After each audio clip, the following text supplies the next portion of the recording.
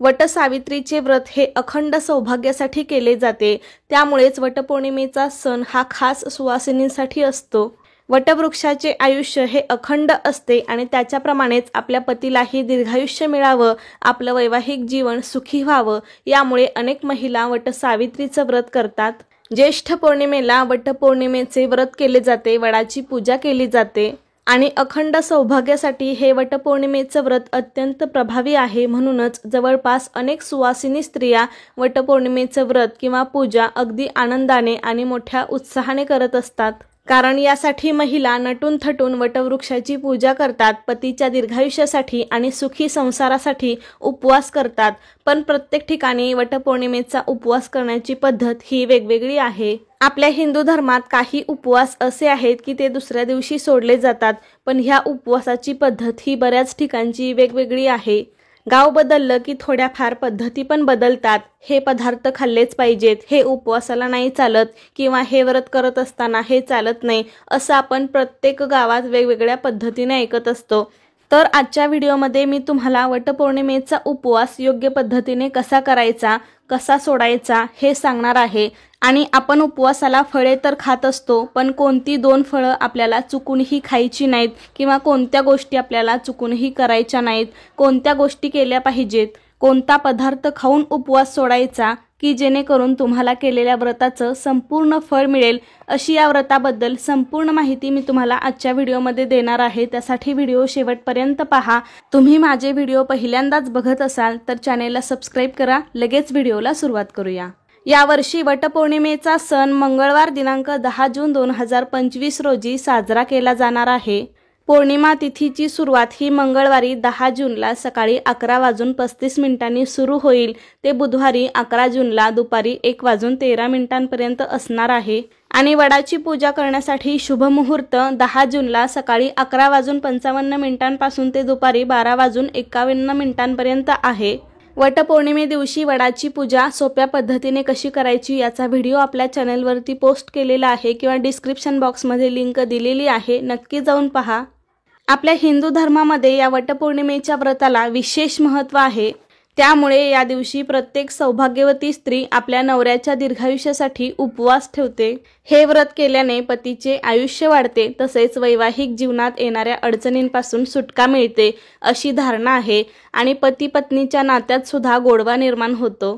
पूर्वी ना हे वटपौर्णिमेचे व्रत त्रिरात्री म्हणजेच 3 दिवसांचे असायचे आणि 3 दिवस महिला उपवास करायच्या, परंतु दिवसेंदिवस होणाऱ्या या बदलांमुळे हे वटपौर्णिमेचे व्रत फक्त 1 दिवसच केले जाते। पण आजच्या बऱ्याच स्त्रिया वटपौर्णिमे दिवशी सकाळपासून उपवास करतात आणि एकदा का वडाची पूजा झाली की मग उपवास सोडतात, अन्न ग्रहण करतात।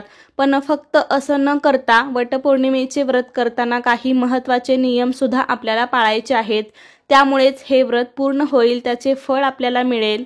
पतीच्या उत्तम आरोग्यासाठी आणि दीर्घायुष्यासाठी केले जाणारे हे व्रत त्यांच्या घरात सुख समृद्धी घेऊन येते। खरे तर हे त्रिरात्री व्रत असते, म्हणजेच ज्येष्ठ शुद्ध त्रयोदशीपासून पौर्णिमेपर्यंत हे 3 दिवसांचे व्रत असते। पण 3 दिवस उपवास करणे शक्य नसेल तर फक्त पौर्णिमेलाच उपवास करावा आणि वडाची पूजा करावी। या दिवशी अनेक स्त्रिया निर्जळी उपवास करतात, म्हणजे काहीही न खाता पिता उपवास करतात, किंवा मग बऱ्याच ठिकाणी सकाळपासून वडाची पूजा होईपर्यंतच उपवास ठेवला जातो आणि वडाची पूजा झाली की मग अन्न ग्रहण केलं जातं, उपवास सोडला जातो। प्रत्येक ठिकाणची पद्धत ही थोडीफार वेगवेगळी आहे। खरे तर धर्मशास्त्रानुसार उपवास हा दुसऱ्या दिवशी सकाळीच सोडला पाहिजे, परंतु आपल्या नियमाप्रमाणे आपण सोडू शकता। बऱ्याच ठिकाणी अशी पण पद्धत आहे की त्या महिला सकाळपासून उपवास करतात आणि मग संध्याकाळी हा उपवास सोडतात। तर तुमच्या भागामध्ये जशी पद्धत आहे त्यानुसार तुम्ही उपवास सोडू शकता। आमच्या भागामध्ये सुद्धा फक्त आम्ही पूजा होईपर्यंत काही खात पित नाही, सकाळपासून उपवास ठेवतो आणि एकदा का वड पूजला की मग आम्ही उपवास सोडतो, अन्न ग्रहण करतो। उपवासाच्या काळामध्ये तुम्ही दूध किंवा फळे घेऊ शकता आणि तेवढ्यावरही तुम्हाला दम निघत नसेल तर मग तुम्ही साबुदाण्याची खिचडी सुद्धा खाऊ शकता, किंवा उपवासाचे हलके पदार्थ देखील खाऊ शकता। पण तुम्ही उपवासाला फळे खाणार असाल तर लक्षात ठेवा, आपल्याला 2 फळं अशी आहेत की ती अजिबात खायची नाहीत। तर त्यातील एक म्हणजे जांभूळ आणि दुसरं म्हणजे चिंच। जांभूळ आणि चिंच ही दोन फळं उलटी असतात, त्यामुळे ती शक्यतो उपवासाला चालत नाहीत। आणि आता सध्या जांभुळाचा सीझन आहे, त्यामुळे तुम्हाला सांगावंच लागेल, कारण की नवीन लग्न झालेल्या पण काही मुली आहेत की त्या पहिल्यांदाच हे व्रत करणार आहेत, तर त्यांच्यासाठी सुद्धा ही माहिती उपयोगाची असेल। त्यामुळे बाकी तुम्ही केळी, सफरचंद, पेरू असे काही फळं खाऊ शकता, मात्र ही दोन फळं चुकूनही खाऊ नका। या दिवशी वडाची पूजा करताना सुवासिनी स्त्रियांनी छान असं नटून थटून साजशृंगार करून पूजा करायची आहे। त्यानंतर घरी आल्याबरोबर आपल्या पतीच्या पाया पडायचं आहे आणि मग आपल्याला हा उपवास सोडायचा आहे।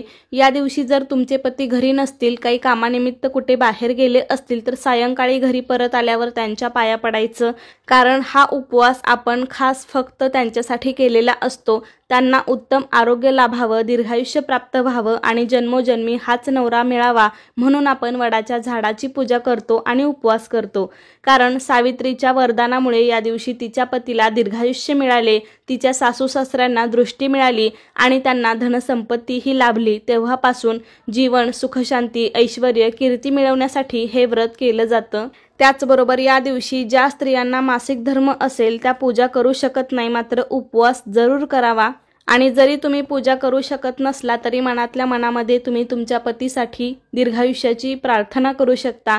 किंवा ज्या स्त्रिया गर्भवती आहेत त्यांनी सुद्धा कोणत्याही नियमांचं पालन करण्याची गरज नाही, त्यांनी केवळ फक्त मनातल्या मनामध्ये प्रार्थना करावी। एवढं जरी मनापासून केलं तरी सुद्धा तुम्हाला त्या व्रताचं पूर्ण फळ मिळेल।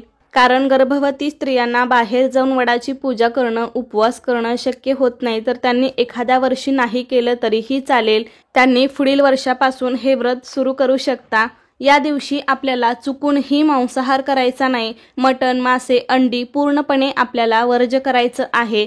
शक्य झालं तर कांदा, लसूण सुद्धा आपल्याला या दिवशी पूर्णपणे टाळायचं आहे, कारण अशा या पवित्र दिवशी आपण जर तामसिक पदार्थांचे सेवन केलं तर आपल्याला या व्रताचं फळ मिळणार नाही।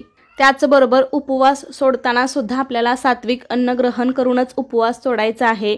या दिवशी आपण जे काही गोडाधोडाचे पदार्थ बनवले असतील ते खाऊन आपण उपवास सोडू शकता। आमच्याकडे पुरणपोळी, आमरस असा बेत करतात, तर आम्ही हेच अन्न ग्रहण करून उपवास सोडतो। तुम्ही बनवलेलं कोणतंही सात्विक अन्न किंवा कोणताही गोडाचा पदार्थ खाऊन उपवास सोडू शकता, किंवा नाहीच बनवलं असेल तर तुम्ही दही भात खाऊन जरी उपवास सोडला तरी सुद्धा आपलं हे व्रत पूर्ण होणार आहे। मात्र उपवास सोडताना सुद्धा आपल्याला कोणत्याही प्रकारचा मांसाहार, मसालेदार पदार्थांचं सेवन करायचं नाहीये। उपवास खरं तर आपण शरीर शुद्धीसाठीच करत असतो, पण त्यावेळी आपलं मन ही तेवढंच स्वच्छ असणं गरजेचं आहे। आपल्या मनामध्ये चांगले विचार असणं गरजेचं आहे। या दिवशी आपलं आचरणही चांगलं असावं। कोणाशीही भांडण, तंटा, वादविवाद करू नयेत, कोणाचीही निंदा करू नये। पती पत्नीनेही या दिवशी वादविवाद करू नयेत। या दिवशी सर्वांशी प्रेमाने वागावे, गोड बोलावे, त्यामुळे तुमचं मन ही शांत राहील। उपवास सोडताना घेतलेल्या ताटाला पाणी फिरवून देवाचे नामस्मरण करावे आणि मग उपवास सोडावा। अन्न ग्रहण करावे। जेवताना ताटावरून मध्येच उठू नये। ज्या स्त्रिया पहिल्यांदाच हे व्रत करणार असतील त्यांनी पण सकाळपासून फक्त पूजा होईपर्यंत शक्यतो काहीही खाऊ नका। त्यानंतर तुम्ही कधीही उपवास सोडला तरीही चालेल। त्यातल्या त्यात जर तुम्हाला जमणार नसेल तर तुम्ही उपवासाचे पदार्थ खाऊ शकता। तर अशा प्रकारे जर तुम्ही योग्य पद्धतीने वटपौर्णिमेचा उपवास केला, सगळ्या नियमांचं पालन केलं, व्यवस्थित आचरण केलं, तर त्याचं फळ तुम्हाला नक्कीच मिळेल। तर कसा वाटला तुम्हाला आजचा व्हिडिओ मला नक्की सांगा। आवडला असेल तर लाईक करा, जास्तीत जास्त लोकांपर्यंत शेअर करा आणि तुम्ही चॅनलवरती नवीन असाल तर सबस्क्राईब करायला विसरू नका। धन्यवाद।